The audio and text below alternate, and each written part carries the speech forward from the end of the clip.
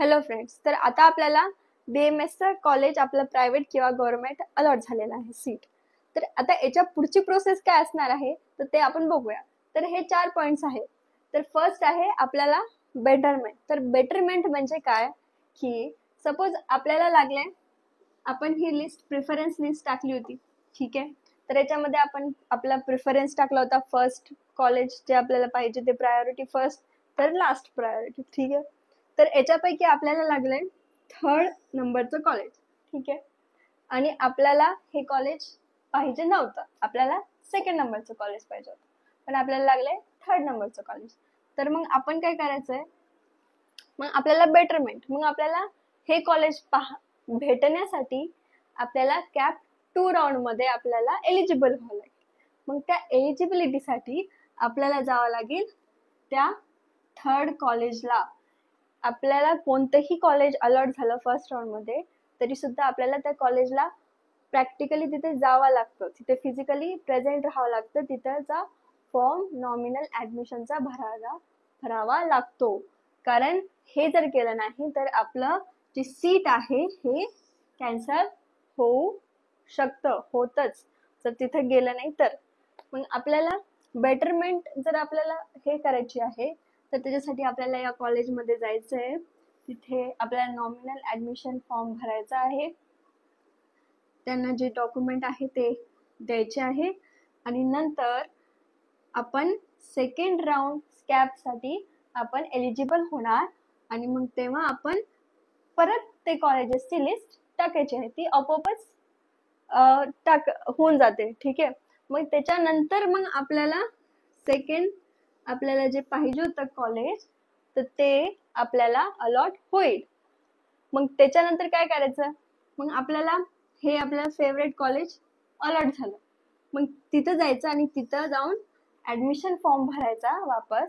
आणि त्याच्यानंतर फर्स्ट वालं जे होतं आपल्याला 3rd वालं लागलं होतं कॉलेज ते कॅन्सल करून टाकायचं, आणि नंतर इथं जायचं आणि इथे जाऊन रिटेन्शन फॉर्म भरायचा. रिटेन्शन म्हणजे काय, तर आपण लॉक करत आहोत ते सीट, ते जे आपल्याला सीट भेटलं आहे, ते कॉलेज भेटलं आहे ते लॉक करत आहोत, फिक्स करत आहोत की आपल्याला हे कॉलेज पाहिजे आहे आणि इथे माझी सीट फिक्स आहे, मला दुसरं कॉलेज पाहिजे नाही.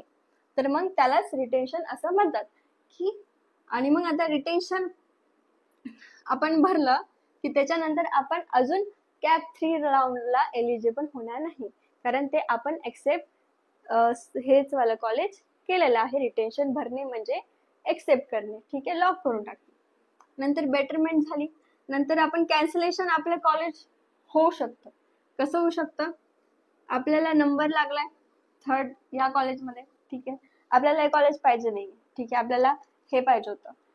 मग आपल्याला हे कॉलेज लावलं, मग आपण काय केलं, आपल्याला वाटलं की हे कॉलेज तर पाहिजे नाही, आपण 2nd राऊंड मध्ये जाऊ आणि आपल्याला हे भेटलं तर अजून चांगलं.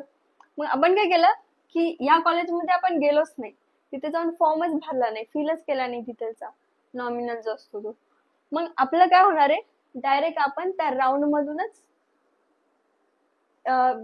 बाहेरच पडणार आहे. म्हणजे काय की आपली जे 2nd राऊंड लागणार आहे त्याला आपण इलिजिबलच ठरणार नाही, डायरेक्ट आपण BMS ची जी सीट अलॉटमेंटची जी प्रोसेस आहे त्याच्यामधूनच बाहेर पडणार आहोत. म्हणून आपलं हे कॅन्सलेशन होतं आपलं, जर आपण फिजिकली त्या कॉलेजला गेलो नाही तर. म्हणून तिथे फिजिकली जाणं हे गरजेचं आहे. तुमचं प्रायोरिटी वाला भेटलं तरी आणि नाही भेटलं तरी तिथे जायचं मस्ट आहे. तिथे जाऊन तुम्ही एक तर रिटेन्शन फॉर्म भरा, तुम्हाला लॉक करायचं लॉक करा, जर नाही पाहिजे तर नॉमिनल ऍडमिशन करून 2nd राऊंडला एलिजिबल, ठीक आहे. नंतर DD चेक. तर मग तुम्ही जेव्हा रिटेन्शन भरणार तेव्हा कॉलेजवाले तुम्हाला DD मागतील, ठीक आहे, तर चेक मागतील. म्हणजे त्यांची सपोज फीज असेल 2,55,000, ठीक आहे, तर मग ते तुम्हाला 75,000चा सुद्धा DD मागू शकतात. DD हे आपल्याला बँकेतून घेऊन जायचं आहे. सर्वात पहिले काय करायचं, आपला जिथे नंबर लागला त्या कॉलेजला फोन लावायचा आहे, तिथे काय किती पैसे आहे, काय फीज आहे ही सगळी इन्क्वायरी करून घ्यायची आहे. ठीक आहे. नंतर डॉक्युमेंट्स. आता डॉक्युमेंट्स सुद्धा आपल्याला लागणार आणि आपण डिटेन्शन भरतो तेव्हा आपल्याला ते सर्व डॉक्युमेंट हे ओरिजिनल त्याची कॉपी पाहिजे, म्हणजे ते ओरिजिनल डॉक्युमेंट पाहिजे, त्याचे झेरॉक्स किंवा काही कॉपी चालणार नाही. आता याच्यात काय काय लागतं आपल्याला डॉक्युमेंट्स? आपल्या 10वीचा मार्क मेमो, 12वीचा मार्क मेमो, आपलं डोमेसाईल, जर आपण कॅटेगरी मध्ये असेल SC ST तर EWS, तर आपला SC ST चा आपला caste verification, caste validity, caste certificate. ठीक आहे. आपला आधार कार्ड झेरॉक्स, पॅन कार्डचे झेरॉक्स, असे आपल्याला ते डॉक्युमेंट्स मागतील अजून. ठीक आहे. तर हे सगळे डॉक्युमेंट्स मी तुम्हाला कमेंट मध्ये पूर्ण लिस्ट टाकून देते. ठीक आहे. आणि हे आपलं समजलं आता की आपल्याला जर बेटरमेंट पाहिजे असेल तर रिटेन्शन भरायचं नाही, आणि जर आपल्याला हेच कॉलेज राहू द्यायचं असेल तर रिटेन्शन भरून टाकायचं. म्हणजे आपल्याला कॉलेजमध्ये कोणत्याही कॉलेजमध्ये नंबर लागला तर तिथे जाणं हे मस्ट आहे. आपल्याला तिथे फिजिकली प्रेझेंट राहावंच लागेल, हे मस्ट आहे. तर तुम्हाला काही याच्या क्वेरीज असतील तर तुम्ही मला कमेंट मध्ये विचारू शकता. थँक्यू.